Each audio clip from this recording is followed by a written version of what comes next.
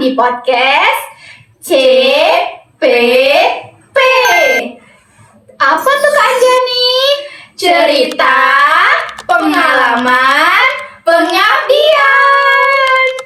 Nah, di episode kali ini kita bakal ngobrol santai mengenai pengalaman setelah terjun langsung mengajar di MTS Manarul Huda, Palembang. Nah, pengalaman ini menjadi hal baru dan berkesan buat kami sebagai mahasiswa dan juga calon guru nantinya. Nah, selama proses mengajar, ada banyak banget hal yang kami rasain. Mulai dari dadakan masuk kelas, harus memahami berbagai karakter siswa, dan juga sampai bingung nih, gimana ya cara buat suasana itu bikin cair gitu. Nah, di podcast ini kita juga bakal dengar cerita dan pengalaman seru dari narasumber yang cantik-cantik nih Kak Anjani. Iya, siapa tuh Kak narasumbernya? Oke, kalian pasti penasaran kan? Penasaran nih pasti ya. Waduh, ini dia nih Kak Anjani, narasumber cantik-cantik kita. Wah, siapa nih Kak namanya? Perkenalkan dulu dong. Oke, halo semuanya. Perkenalkan, nama aku Widya Paramita. Halo semuanya, kenalin nama aku Filzah Sanarafifa. Halo semuanya, perkenalkan aku Desi Aulia. Waduh, narasumber kita udah cantik-cantik, tapi tadi kita belum kenalan juga nih Kak Anjani. Iya, lupa ya Kita kenalan dulu kali. Ya, dari Kak Tia dulu ya. Halo semuanya, kenalin nama aku Tia Ayu Ramadhani. Di sini aku tidak sendirian nih sama rekan cantik aku yaitu. Halo, nama aku Anjani Putri Herti. Kalian bisa panggil Anjani. Hai, kami di sini sebagai host. Iya. Nah, tadi kan kami udah ngasih tahu bahwa podcast kali ini kita bakal dengerin cerita seru dari narasumber kita. Nah, aku mau tanya dong Kak, gimana sih kesan setelah mengajar di MTS Manarul Huda Palembang? Oke, kalau dari aku ya Kak, sebelum aku ngajar di MTS Manarul Huda itu pastinya deg-degan ya Kak, karena kan kita bakal ngasih materi atau ngasih ilmu yang kita punya ke anak-anak di sana, adik-adik di sana. Jadi kita pasti harus mempersiapkan dengan baik secara matang ilmu-ilmu yang ingin kita berikan. Jadi pasti rasa pertamanya itu deg-degan Kak untuk ketemu mereka, untuk memberikan ilmu. Tapi ternyata setelah masuk ke kelasnya, kita ketemu adik-adik di sana yang menyenangkan ya Kak. Menurut saya ada adik-adik yang mungkin cerewet untuk ukuran mereka saat MTS itu kan masih aktif-aktifnya ya Kak. Terus ada juga adik-adik yang masih malu-malu karena pertama kali ketemu. Jadi menyenangkan sih Kak, walaupun awalnya deg-degan. Kalau dari aku gitu sih Kak. Mungkin Kak Desi gimana nih? Oke, jadi bener banget kata Kak Widya tadi, deg-degan banget awalnya. Takutnya mereka nggak terima kita di sana karena kan kita bukan siapa-siapa, mereka kan di sana. Terus tuh juga kita juga di sana itu tujuannya pengabdian yang tiba-tiba banget karena kita kan nggak meet and greet dulu sama mereka kan. Nah, jadi alhamdulillahnya mereka itu welcome banget, kayak terima kita banget gitu, dan juga mereka mau dengerin materi-materi yang kita kasih. Oke, menurut Kak Filza sendiri gimana nih Kak kesannya? Oke, jadi benar ya yang kata Kak Widya sama Kak Desi. Aku tuh emang tipe orangnya tuh yang selalu deg-degan kalau misalnya mau nampilkan sesuatu. Nah, jadi tentu aja pas pertama kali sebelum pengabdian aku tuh beneran kayak deg-degan, aduh gimana nih, aku takutnya tuh mereka nanti nggak bisa ngerti apa yang aku paparin, apa yang aku sampaikan ke mereka. Terus aku juga takut gimana penilaian mereka ke aku gitu sebagai seseorang yang memaparkan materi ke mereka. Tapi ternyata setelah dijalani, ternyata itu tuh enggak terlalu buruk, nggak seburuk yang dibayangin, dan ternyata mereka orangnya se-humble itu. Oke. Nah, gimana sih Kak? Apakah ada perbedaan teori pada saat di kampus dan juga saat turun langsung mengajar gitu? Biasanya kan pelajaran yang dikasih di kampus itu beda nih sama saat kita terjun langsung. Gimana cara Kakak mengatasinya? Siapa dulu nih? Kak Filza dulu. Ya, Aduh gimana ya? perbedaan itu pastinya ada ya antara dari teori yang diajarin di kampus sama yang di lapangan. Cuma cara mengatasinya itu ya, kalau dari aku, bagaimana kita mendekatkan diri kepada mereka gitu ya. Kayak misalnya pendekatan itu kayak misal kayak kalau dari teori di kampus itu kan dengan pembelajaran yang seperti ini nanti siswanya harus seperti ini. Hanya materinya saja. Iya, hanya materinya saja. Sementara kalau misalnya kita sudah turun ke lapangan, itu tuh pasti kayak ada yang berbeda kok, kayak gini kok, enggak yang kayak kita bayangin selama kita pelajari di kampus. Jadi betul. iya, benar. Oke, kalau menurut Kak Widya sendiri, adakah perbedaan gitu yang signifikan? Perbedaan pasti ada ya Kak, sama seperti Kak Filza juga. Karena kan kalau di kampus kita sama seperti anak-anak di sana juga, adik-adik di sana juga gitu. Kita belajar, kita mendengarkan apa yang diberikan oleh dosen, kita mempelajari materi-materi gitu. Dan kalau di kampus kita emang benar-benar mempelajari materinya saja, tidak praktik ketemu adik-adiknya langsung gitu. Tapi tapi ketika kita keturun di lapangan ke sekolah langsung, itu kita bukan hanya mempelajari materinya saja, tapi kita juga mempelajari bagaimana karakter adik-adiknya gitu, sifat-sifat adiknya, kita harus gimana bersikap ke mereka. Jadi banyak yang harus dipelajari kalau kita terjun ke lapangannya langsung gitu Kak. Itu perbedaannya. Oke, nice. Menurut Kak Desi gimana Kak Desi? Apakah ada perbedaan begitu? Menurut aku mungkin dari segi bahasa yang penyampaian gitu ya, Kak. Bahasa, betul. Kalau di kuliah itu kan kita lebih terstruktur. Ya pasti kalau misalkan di sekolah juga harus terstruktur. Tapi karena kita jenjangnya kuliah, jadi kita banyak pakai bahasa-bahasa ilmiah gitu kan. Bahasa-bahasa yang mungkin dimengerti sama anak-anak kuliah. Nah, kalau untuk tingkat SMA atau SMP, tingkat sekolah itu kita pakai bahasa yang mudah dipahami mereka, terus itu juga yang mudah untuk dimengerti seperti itu. Nah, kemarin itu Kak Anjani sempat coba untuk ngejelasin ya Kak, teks narasi. Maaf Kak, struktur teks eksposisi. Oh iya, terus struktur eksposisi. Nah, itu kan kemarin ada struggle, ada tantangan karena itu kita sebelumnya udah lama nggak mempelajari dan kita harus mempelajari itu kan Kak ya. Betul. Nah jadi pas kita ngepelajarin itu kita agak struggle pas ngajarin mereka karena ini pertama kali kita buat terjun langsung ke sekolahan. Jadi kita menjelaskannya langsung kepada setelah menjelasi sedikit tentang penjelasannya pengertian, langsung ke contoh ya.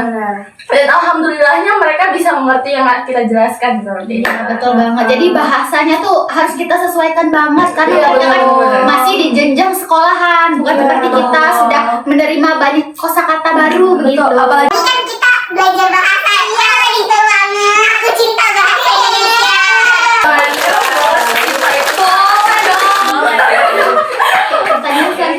Oke, lanjut.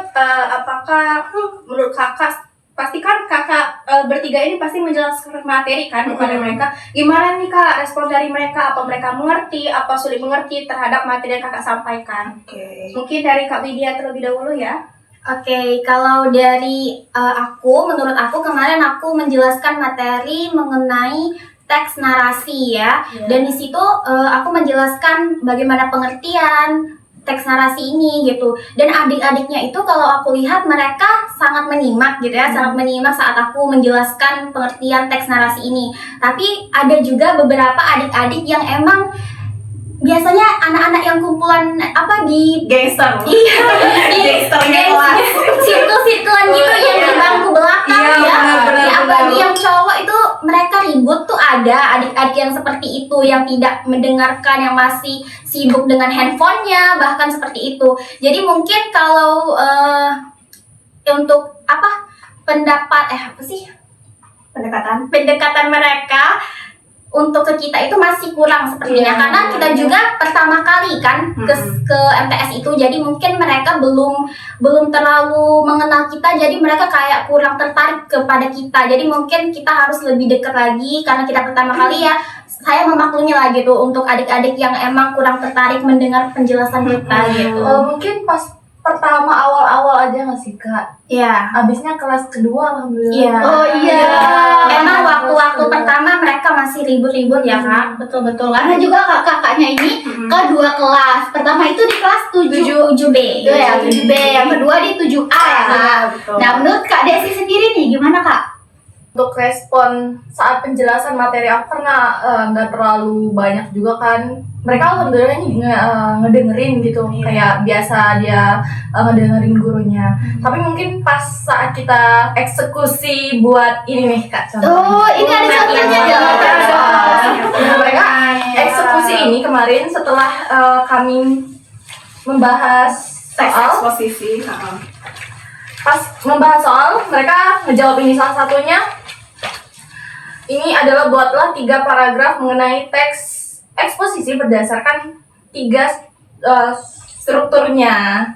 Nah, itu kemarin kami sempat mengimplementasikan kepada mereka dan alhamdulillahnya mereka itu mengerjakan semua dan alhamdulillahnya nggak ada yang bandel-bandel ya Kak, walaupun kita ke tempat yang mungkin agak mungkin bisa dibilang tempatnya Terpencil, terpencil, walaupun seperti itu, tapi anak-anaknya alhamdulillah mau ikut diarahkan seperti itu ya teman-teman ya.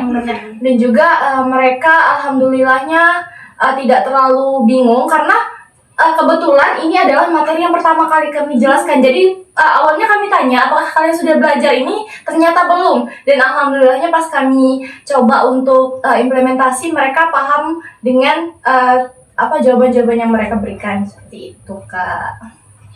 Menurut Kak Filza nih, gimana nih Kak Filza? Apakah ada persepsi lain gitu? Iya. Oke, kalau dari aku ya, jadi pas kita sudah menjelaskan materi itu, aku notice ada beberapa siswa yang memang kurang mendengarkan, dan itu beneran apa ya, susah untuk dibilangnya karena sudah kita tegur, sudah kita tegur, tapi mereka masih oke lah kayak gitu. Mungkin karena apa sih? Karena mereka menganggap kan umur kita sama mereka nggak terlalu jauh, jadi sohib ya sohib banget gitu lah, apalagi sama-sama Gen Z kan.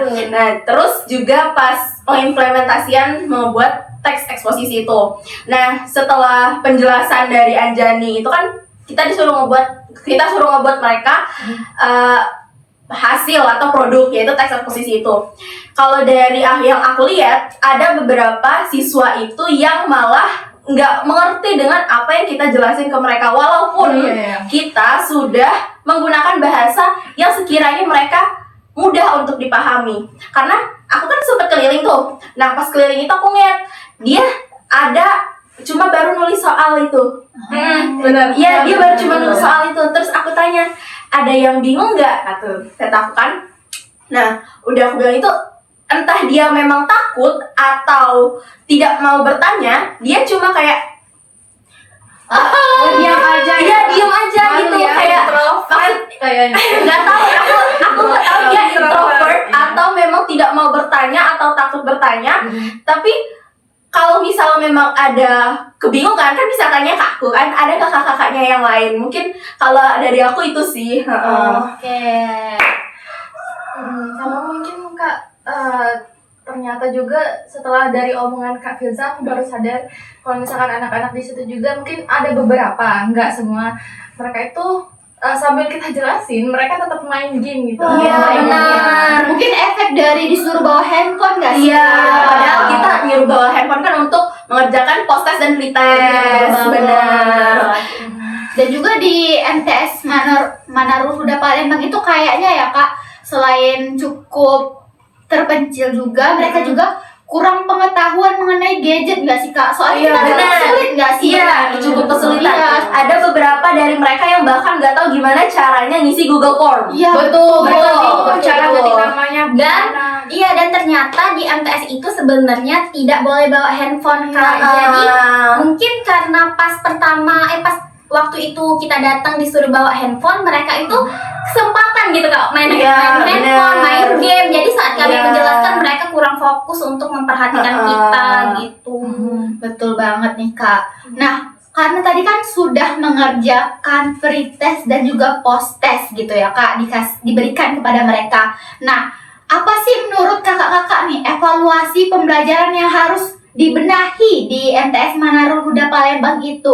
Mungkin dari Kak Widya sebagai alumninya ya kali ya. Iya. Waduh, kalau oke di sini saya membilangkan apa adanya ya, tidak hanya sebagai alumninya saja. Ya, fakta Jadi di lapangan. fakta di lapangannya. Kalau dibilang evaluasi untuk MTS Manarul Huda itu banyak ya Kak, karena tempatnya itu emang terpencil dan kalau kita lihat fasilitasnya itu banyak yang kurang ya Kak. betul banget. Bahkan perpustakaan tuh nggak ada. Iya. Kantinnya cuma satu. Iya, guys. itu yang aku miris tuh karena mereka tinggal punya perpustakaan. Padahal anak-anak umur segini Iya. tuh pasti lagi gencar-gencarnya mau membaca buku, mau membaca novel. Jadi itu aku mirisnya di situ. Iya, dan alhamdulillah kemarin kita ngadain pojok literasi Iya. ya, supaya mereka itu bisa mengenal buku-buku seperti novel, cerpen, buku-buku cerita yang Iya, menarik dan iya. cerita-cerita Jadi tujuan rakyat. kita itu untuk meningkatkan minat baca mereka setidaknya walaupun mereka tidak ada fasilitas perpustakaan, Iya. tapi mereka tertarik lah ya Kak untuk membaca Iya. seperti itu. Alhamdulillah banget ya Kak dengan diadakannya program ini. Jadi Iya, kita benar. membantu siswa Iya. di sana juga. Di sana juga selain perpustakaan nggak ada, ini apa UKS juga nggak ada. Iya. Iya, UKS juga nggak ada. Dan yang paling disoroti itu saat kita masuk ke gerbangnya ya, itu lapangan mereka bener-bener kayak lapangan di gurun pasir guys. Benar-benar tanah ya Kak. Kalau kalian pernah nonton Laskar Pelangi, Nah, kayak gitu. Nanti gambarnya kayak gitu. Iya, dan Sekolah zaman dulu. ya benar Kak. Dan ini tuh sebenarnya miris banget ya Iya. Kak, karena di Indonesia ini emang masih banyak banget sekolah-sekolah yang tertinggal, tidak ada fasilitasnya, Iya, terutama dan di daerah 3T. iya, dan sebenarnya anak-anak di Indonesia ini tuh tidak hanya membutuhkan makanan yang layak, tapi pendidikan yang Pendidikan layak. yang layak. Betul. Kalau dilihat-lihat juga tempatnya nggak terlalu pelosok deh Kak, karena ini kan masih di pinggir kota ya bisa dibilang, tapi ya sekolahnya gitu. Tapi ya itu Kak, tidak ada yang melihatnya gitu, pemerintah tidak nyampe nih Kak. Semoga dengan adanya podcast ini bisa dilihat Iya. pemerintah ya. Semua Amin. sekolah yang di Indonesia Iya. yang tertinggal yang tidak ada fasilitas gitu bisa difasilitasi dengan Semoga baik. telinganya terbuka, matanya terbuka, Jangan hati tolong nuraninya ya, terbuka. tolong. Oke, kalau dari aku itu sih Kak fasilitasnya, dan emang mungkin sekolah ini tuh belum ada yang banyak yang tahu ya. Jadi emang benar-benar muridnya itu masih sedikit dan kelas-kelasnya juga masih sedikit lah. Jadi untuk dibilang sekolah yang layak atau sekolah yang bagus tuh ya tidak lah gitu ya Kak. Oh, sedih sekali ya. Nah, tadi kan kakak udah terjun langsung nih ngajar di MTS Manarul Huda Palembang. Iya. Pelajaran apa sih yang bisa kakak dapatkan untuk menjadi seorang guru nantinya gitu? Menurut Kak Desi apa nih Kak? Menurut aku pelajaran yang bisa didapat ya dari ngelihat dari sekolahan tadi yang sudah terjun langsung, itu kita lebih caring, lebih apa namanya, lebih peduli sama siswa. Terus tuh juga kita harus lihat satu-satu siswanya itu gimana, kita harus tahu kepribadian mereka kayak gimana seperti itu. Dan juga sebenarnya jadi guru itu berat karena sebanyak siswa itu dilawan oleh satu guru untuk mengetahui bagaimana karakter mereka seperti itu. Nah, makanya dari situ kami belajar bahwa kalau misalkan jadi guru itu nggak mudah. Jadi ya benar tadi harus tahu gimana sifatnya, karakternya, dan juga mereka itu nggak bisa kita ini Kerasin. bedakan. Oke, satu.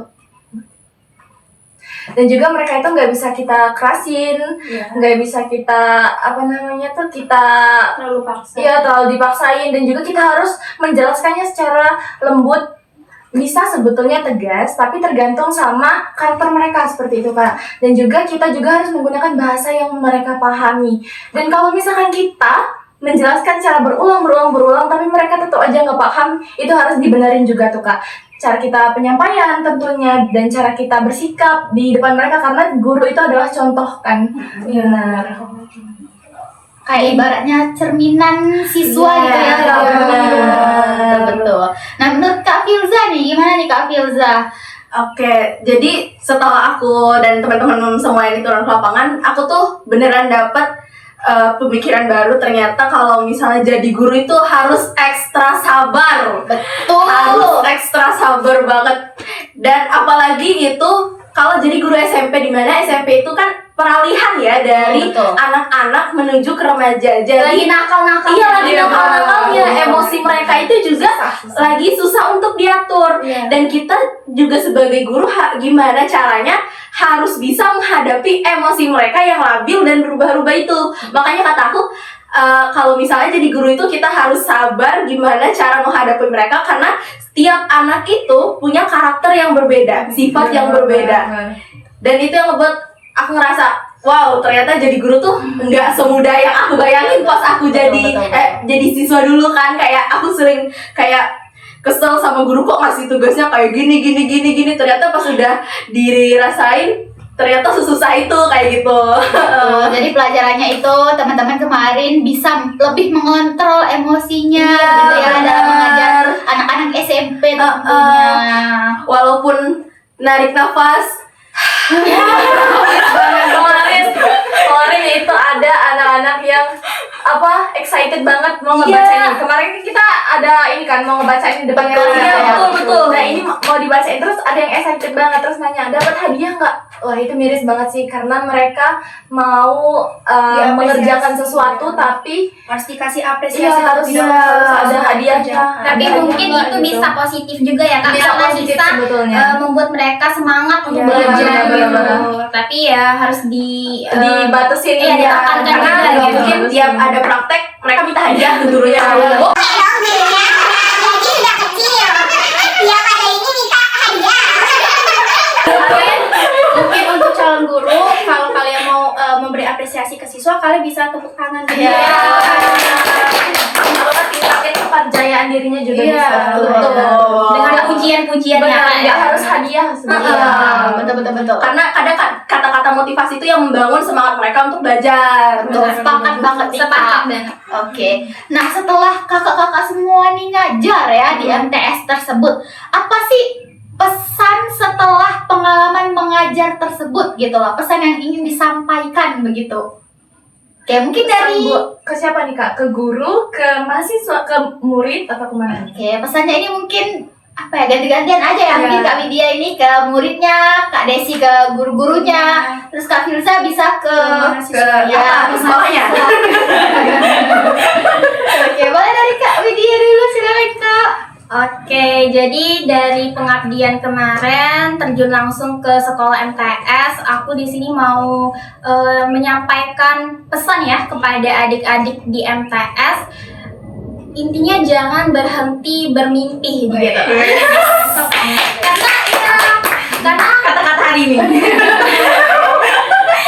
karena aku ngelihat adik-adik di MTS itu benar-benar ngerasa mungkin mereka tertinggal ya Kak.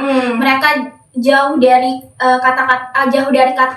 jauh dari murid yang lebih apa ya, mungkin Lebih kalau- terdepan gitu ya. Iya, Sekolahnya yang fasilitas yang fasilitasnya memadai. mungkin kalau dibandingkan dengan sekolah lain itu jauh banget gitu Kak. Jadi jangan insecure, jangan merasa rendah diri gitu.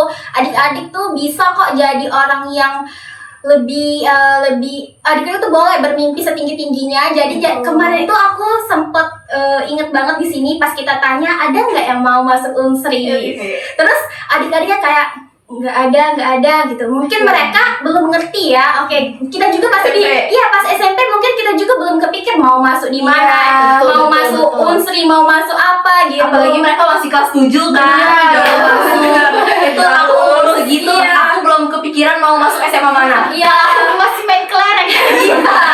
kayak sama saya. Apalagi kadang cita-cita kita berubah ya. Iya Iya, benar Kak. Jadi adik-adik mungkin belum paham gitu kan mau nentuin masa depannya kemana. Tapi yang paling penting di sini aku mau nyampein adik-adik itu boleh bermimpi setinggi apapun, mau jadi apapun boleh kok. Jangan merasa aku nggak bisa sekolah apa, aku orang yang nggak berada. Jangan berpikir seperti itu. Jadi pendidikan itu bisa kita capai lewat apa aja, lewat beasiswa ya Kak. Kita bisa daftar beasiswa biar kita bisa sekolah setinggi-tingginya dan bisa merubah pendidikan yang ada di Indonesia ini lebih baik. Jadi jangan berhenti bermimpi. Oke, jadi dari Kak Widya tadi, mungkin kalau boleh aku membandingkan, kayak aku punya teman SMP, dia satu kelas dengan aku di sebuah kursus, mungkin kami satu kelas. Nah, dia itu masih SMP, dan di SMP 1 Palembang tentunya itu kalau aku lihat-lihat, bandingkan kalau misalkan tadi dari pernyataan kami dia tentang kuliah berbeda dengan teman aku ini, dia udah dari SMP nyiapin bahwa Kak, SNBT itu apa sih gitu kan? udah prepare-nya Dia sudah ke depan. Dia udah bilang mau masuk kayak mungkin ITB, terus tuh juga mau masuk UGM dan lain sebagainya. Dan juga dia pernah waktu itu cerita kalau misalkan dia mau masuk, pengen daftar STAN gitu, dan STAN juga dia udah tahu STAN itu apa gitu. Mungkin itu juga peran dari sekolah, orang Iya, tua benar, untuk mengarahkan ya Kak. Iya, benar banget Kak. Lingkungan sekolah ternyata sengaruh itu ya terhadap Iya. pemikiran mereka ya. Apalagi pertemanan ya. Iya. Jangan sampai salah pergaulan. Ya, selain peran orang tua, selain peran sekolah, peran orang tua itu juga beneran penting untuk masa depan anak-anak. Apalagi kalau misalnya anak-anak itu memiliki passion yang ternyata di bidang yang lain. Misal orang tua ini menginginkan anaknya passionnya di bidang teknik atau apa, tapi anaknya ternyata di bidang sastra. Nah, peran orang tua untuk mendukung mimpi anak itu justru sangat berperan penting, karena dengan orang tua mendukung apa yang anak itu impikan, mereka tuh jadi punya motivasi untuk terus bermimpi. Jadi benar apa yang dibilang sama Kak Widya, kalau anak-anak itu harus terus bermimpi setinggi mungkin. Karena aku pernah dengar kata-kata, bermimpilah setinggi langit agar ketika kamu jatuh, kamu bisa jatuh di antara bintang-bintang.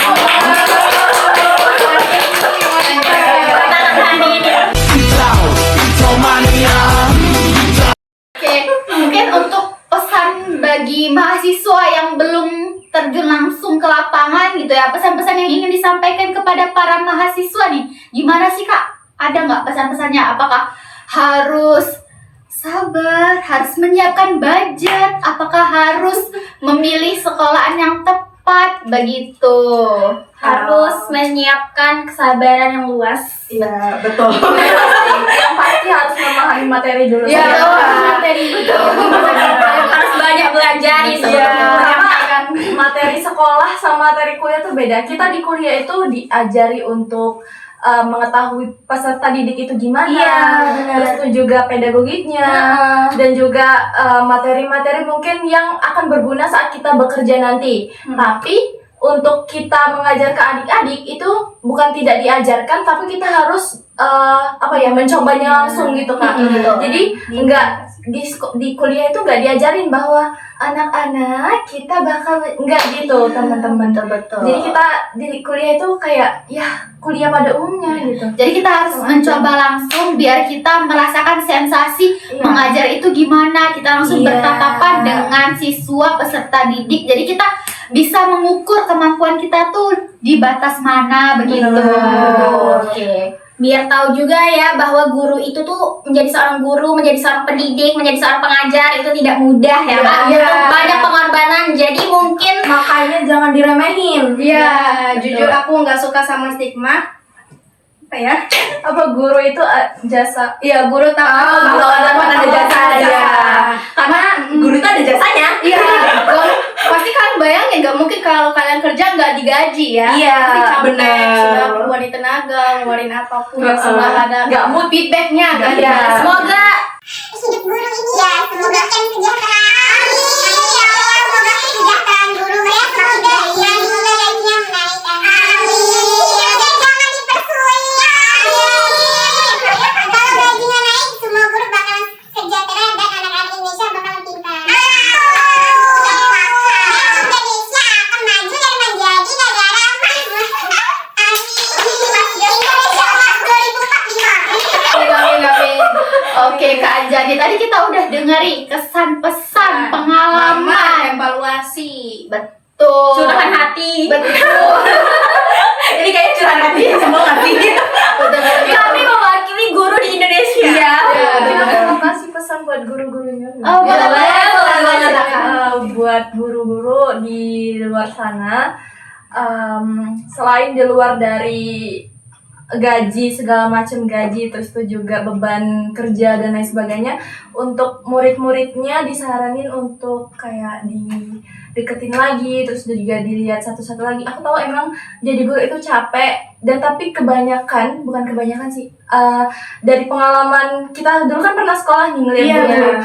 Guru-guru tuh ada yang cuma ngejelasin materi aja gitu, jadi Atau nggak- ngasih soal doang ya kak? iya, jadi mereka hanya menjelaskan hanya sebatas di depan papan tulis aja. Betul, aku nggak- malah ingat tau nggak, aku waktu SMA itu ada guru dia masuk kelas, literally masuk kelas, duduk, dia ngeluarin radio dan dia muterin itu. Tau nggak isi radio itu apa? Itu tuh isinya penjelasan materi. Astaga. Jadi kami belajar dari radio.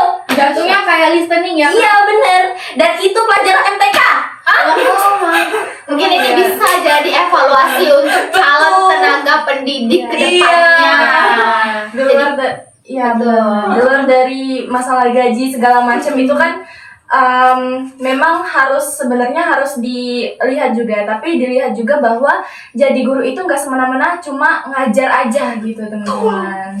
Saya juga ada jadi kita netral ya teman-teman. Ada juga guru yang dia tuh emang bagus kerjanya, kayak diliatin benar, terus tuh juga media ajarnya juga bagus-bagus gitu, selalu update tentang media ajar. Ada juga guru yang cuma duduk ngajar, ngejelasin materi, kasih soal gitu aja. Iya, Ada kayak gitu. Mungkin juga dari pihak sekolah bisa evaluasi fasilitasnya ya. Mungkin ada sebagian guru yang ingin media ajarnya tuh berkembang namun keterbatasan dengan fasilitas. Di sekolah kemarin cuma ada satu ya Kak? Iya, proyektornya. Kita juga kemarin susah karena proyektor itu lagi dipakai. Iya, betul. Kan harus menunggu proyektor. Iya, ternyata nggak bisa. Iya, jadi kan ini Bisa sih Kak, kita kan pakai. iya, pas terakhir betul. aja. Iya, pas terakhir. Betul. Oke, mungkin podcast kita udah mengulik banyak sekali nih ya Kak Anjani. Iya, bener banget Kak. Jadi pesan dan juga kesimpulan yang bisa kita ambil dari podcast hari ini adalah sebagai seorang tenaga pendidik, kita harus memberikan seluruh tenaga kita dengan ekstra kepada para siswa agar siswa itu menerima ilmu yang kita berikan dan bisa diimplementasikan nantinya begitu. Nah, untuk mahasiswa pendidikan yang nantinya bakalan jadi guru, aku yang bakalan terjun langsung ke lapangan, aku saranin kalian mungkin harus memahami pendekatan apa yang harus digunakan, bagaimana cara memahami berbagai karakter siswa yang berbeda-beda gitu. Jadi kalian jangan ngajar ke kelas itu masuk ngasih tugas tiba-tiba langsung keluar, padahal muridnya itu nggak tahu apa yang tugas apa sih ini, apa materinya, apa jawaban, jadi mereka nggak tahu gitu. Betul banget Ya. Kak Anjani. Setelah dengar cerita dari narasumber kita ini, jadi kita tahu MTS Manarul Huda ini fasilitasnya bagaimana, muridnya bagaimana, kesan-pesan dari narasumber kita juga gimana. Nah, jadi mungkin untuk kedepannya kita bisa lebih prepare lagi untuk fasilitas di sekolahnya, kemudian untuk menunjang siswa-siswinya, begitu ya. Oke, mungkin podcast kita sampai di sini aja. Doain kita ada part 2 podcastnya, jadi kita bisa seru-seruan bareng lagi. Tapi nggak mau Bermanfaat bye-bye. banget ini guys. Nggak mau bye-bye. Mohon maaf apabila ada kata-kata yang salah, tapi ya mungkin itu fakta semua ya. Ya, ini Ya, fakta di lapangan ya, bukan opini. Iya, benar. Oke. Ya, bukan argumen. Sesuai apa yang kita lihat ya kak. Iya, betul banget. Oke, mungkin podcast kita sampai di sini aja ya Kak Anjani. Semoga bisa bertemu dengan host dua cantik ini di part 2 podcast selanjutnya ya. Doain aja ya teman-teman, kalau teman-teman suka dan menurut teman-teman podcast kami seru. Iya, menarik. Jangan lupa untuk like, komen, komen, dan juga subscribe channel ini. Betul banget. Oh, mungkin teman-teman juga boleh ceritain pengalaman kalian di kolom komentar ya, gimana ketika kalian terjun langsung ke lapangan gitu. Iya. Mungkin kalau kalian sudah KKN boleh. Iya. Bagiin ceritanya di kolom komentar. Bagian buat adik-adik ini Kak. Oke, mungkin kita say bye-bye dulu. Gue Dah.